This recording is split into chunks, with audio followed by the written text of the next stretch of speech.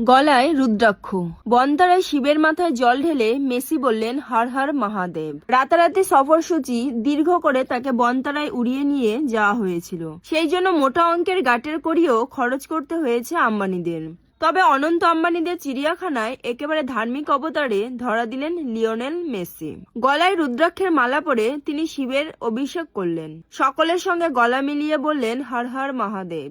সেই video viral হয়েছে net দুনিয়ায়। কলকাতা, হায়দ্রাবাদ, মুম্বাই, দিল্লি সফরের পর দুই সতীর্থ লুইস সুয়ারেজ এবং রদ্রিগো ডিপলকে নিয়ে জামনগরে যান মেসি। সেখানে আম্বানি পরিবারের সদস্যরা মেসি ও তার সতীর্থদের পারিবারিক অতিথির মতোই আপ্যায়ন করেছেন বলে খবর। বনতারার ভিতরে যে মন্দির আছে সেখানে নিয়ে যাওয়া হয় মেসিদের। হিন্দু রীতি মেনে পুজোও দেন আর্জেন্টিনার মহাতারকা। সঙ্গে ছিলেন দুই সতীর্থ সুয়ারেজ এবং ডিপল। গলায় রুদ্রাক্ষের মালা পরে মন্দিরের মাথা ঝুঁকিয়ে প্রণাম করতে দেখা গিয়েছে মেসিকে। আর্জেন্টাইন মহাতারকা দেশ ছাড়ার পরেই প্রকাশ্যে এসেছে বনতারা শিব মন্দিরে মেসির আরাধনার নানা দৃশ্য। গলায় রুদ্রাক্ষ পরে মেসি প্রবেশ করেন শিব মন্দিরে। ভক্তিভরে চোখ বন্ধ করেন ধ্যানে মগ্ন মেসি সুয়ারেজ। সেই ছবিও প্রকাশ্যে এসেছে।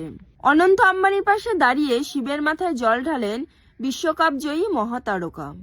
শিবলিঙ্গে দুধ ঢেলে ফুল বেলপাতা অর্পণ করে অভিষেক করেন।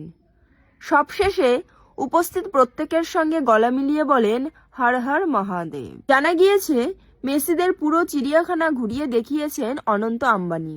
বিভিন্ন জীবজন্তুর সঙ্গে ফুটবল রাজপুত্রর পরিচয়ও করিয়ে দিয়েছেন তিনি। শুধু তাই নয়, মেসির সম্মানে অনন্ত আম্বানি এবং রাধিকা আম্বানি বনতারার একটি সিংহ শাবকের নাম রেখেছেন লিওনেল।